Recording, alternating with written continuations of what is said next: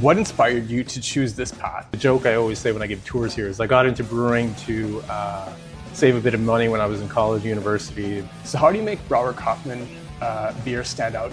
We're very highly focused on German style beers. First time someone's in here at Brauwerk Hoffman, what are you going to suggest to them? Our most sold beer and beloved beer here is the Pilsner. Wow, this place looks great.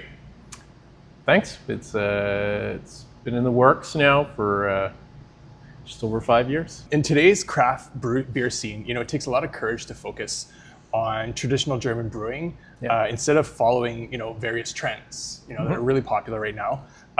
What inspired you to choose this path, and how does the name Brauwerk Hoffman Rockland reflect that commitment? So the first bit, why German brewing? I guess you kind of have to go to the roots of the project and the original, the origins of the project, I should say. So I have a really weird background. I just mentioned we have a drilling business, our family. I was born and raised on a beef cattle farm, so we still have that. And within the drilling business, so we do a lot of water installations and stuff like that. And my neighbor had one of the largest hop farms at the time across Canada, but really hops weren't that developed, in 2007 roughly. It used to be a culture that we used to do around here, but not too much lately.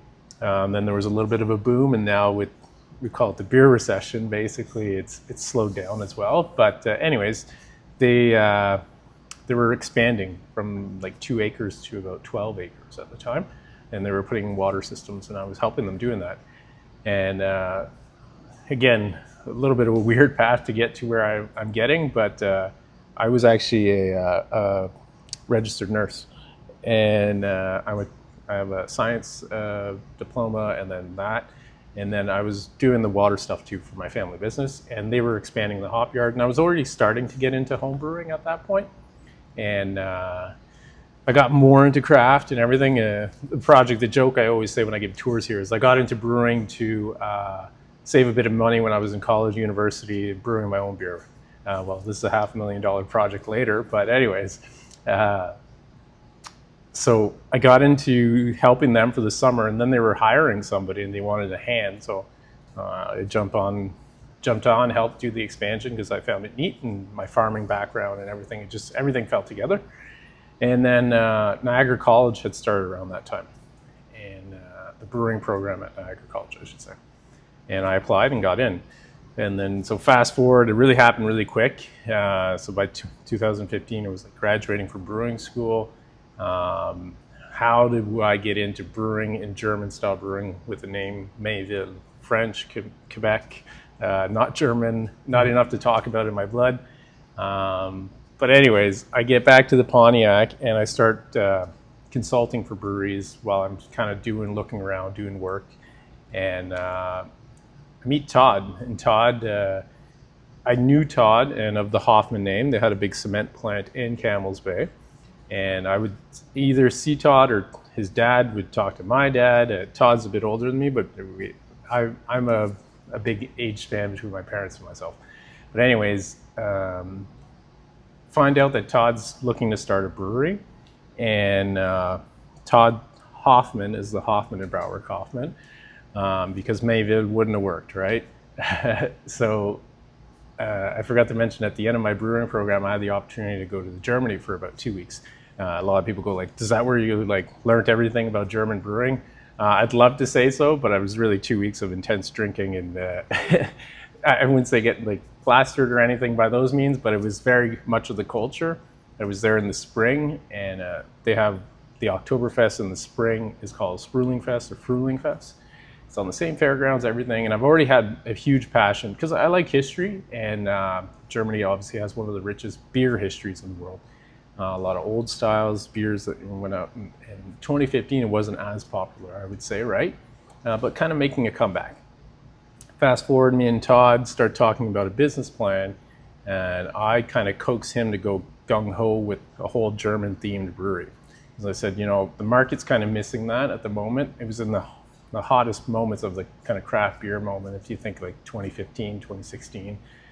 And but if you looked at the Ontario market, it was very much Americanized or UK style beers. So you had your blondes, so a lot of ales, so blondes, IPAs from the American influence, and then stouts, porters, those types of beers, but not too much on the lager scene. And that was across the craft beer movement, even in North America. Not many people were brewing lagers for a few reasons. They take up real estate, so tank time is our real estate in our world. And a lot of people feared lagers because they were traditionally known as like being harder to brew. You couldn't hide any flaws, so you had to be quote unquote a good brewer to make a good lager. And really the market wasn't asking necessarily for anything different at that moment. There were certain periods you probably remember where it was the hoppiest IPAs was like what everybody wanted, and everybody was a hophead, and it was like, get me the biggest 17% beer if you can make it as many IBUs as you can, right? And so that's where I proposed to Todd that we do something different. And we were late to kind of get into the game. So that brewery over there opened in 2017. And by then, some breweries had started you would see like just a generic lager on a menu or something. Obviously some breweries were doing some stuff, but for the most part, it wasn't that popular. It was probably pretty hard in 2017 to walk into a brewery and find 2 lagers on a menu, right? And that's where I said, we'll differentiate ourselves with that. With his German background and my love for German beer and everything that's kind of German in that background, especially the history behind it. And that's, if you'll see later probably on the camera there, but the banners in here, we're all, not all of our beers have like a quirky name to them or anything. I try to be more traditional and have just the style names themselves. People might not know it, but I take it as an opportunity to kind of give them a bit of an education on what the beer styles means and stuff like that. So if you think about what I'm drinking right now is a Hefeweizen. So it's a German wheat beer. The name on the can when you're picking it up just says Hefeweizen. Hefeweizen means yeast. Weizen means white or wheat. So if you think of a Weiss beer, that would be like white beer, but Weizen means wheat. It's a direct translation. So it sounds sexy to a person who doesn't speak German or anything, but it really breaks down to the beer style. So, yeah. So it sticks with the tradition, and you and your business partner Todd, with the last name Hoffman, and your education, going to Germany. Yep. I didn't know that there was a spring version of the Oktoberfest festival. I highly recommend it to anybody. I mean, obviously you want to, if it's on your bucket list, the Oktoberfest is the big one, right? It's the very big touristy one as well. The other one has the same beer tents. It's just a lot less tourists. So if you don't like the cram space and you have to reserve your spots now and which tent you're going at Oktoberfest and everything like that. It's the world's biggest folk festival, right? If you're ever bored, Google like fun Oktoberfest stats and you'll have a good time. Like it's like the amount of meat consumed, the amount of trash produced, everything. It's crazy. And but in the spring, it's in April. Or at least it was when I went. I'm sure it's still ongoing. I know with the pandemic at one point it kind of stopped and everything, but and it was neat. Everything kind of fell into place really nicely for me because when I was there, it was the 500th anniversary of the Reinheitsgebot, which is one of the world's oldest food laws, but it's specific to beer. It's a beer purity law, if you will. It was just basically what we remember it for is that it limits beer production initially to 3 ingredients before we knew about, quote unquote, the 4th ingredient. We knew about it, we just didn't name it, but it was yeast. So you're allowed to brew with barley, water, yeast, and hops. And they kind of played along with that rule. It's still neat to see on a lot of German imported beer. If you look at it, it'll say beer brewed in accordance to the Reinheitsgebot, which is the beer purity law. So anyways, it was the 500th anniversary of that, so they were making a show about that. And in the same time, if you think in 2015, what we were doing here in Canada, and the Germans kind of joked with me about that, was that we were celebrating our 150th year that year. So yeah. So it was kind of funny, over there, 500 years of a beer purity law, and us basically are 150th, so it's kind of neat.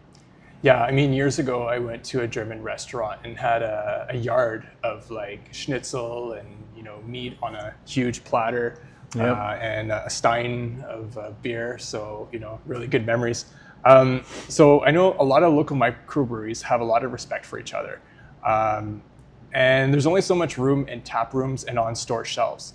So how do you make Brauwerk Hoffman beer stand out in this really busy market? Yeah, so I think you hit it really on the nail. So it's funny because me and Todd coming both from a construction environment, so that's very competitive, I would say, almost cutthroat, right? Where you came into initially in the craft brewers market. It's changed a little bit now, and I'll get into that. But initially, I can still pick up the phone now, and if I call any brewer that I know, they'll probably, if I go, hey, I'm missing this ingredient or something, do you have it? There's still a very good camaraderie where people will try to help each other, and that's 90% of the brewers out there. Of course, there's still a little bit of a competition if you think of beer awards every year and stuff like that. And obviously now more than ever with shelf space. The market used to be people couldn't make enough beer to sell it anywhere, where now we've lost a lot of comrades in the industry in the last 3-4 years put together. But that's just general business as a background. If you think of it, there was such a boom that it had to come down a little bit, and it's kind of stabilizing to a certain degree. We'll probably still lose a couple, we'll gain a few in the next 10 years. But how do I try to distinguish ourselves is really through, I don't think it's necessarily perfection, but it's trying to stay consistent and deliver a product that is a bit different. Like you mentioned, we're very highly focused on German style beers. There is people now brewing more and more of them. You'll see Helles a lot more, but in 2017, I would beg for you to kind of try to find 5 across Canada if you could. It would have been very hard. Where now, I bet you can find 5 across Ottawa without going too hard, right? Which is like a very popular style of beer. It's this one right here. Helles means pale, so it's just a pale lager if you think of it. The opposite of basically the pale ale in the ale family, but now in the lager family, not quite as bitter and stuff and hoppy as a pale ale, but yeah. So really try to distinguish ourselves in really the products we offer and the story behind them. So it's really, I'm selling the history behind the beer.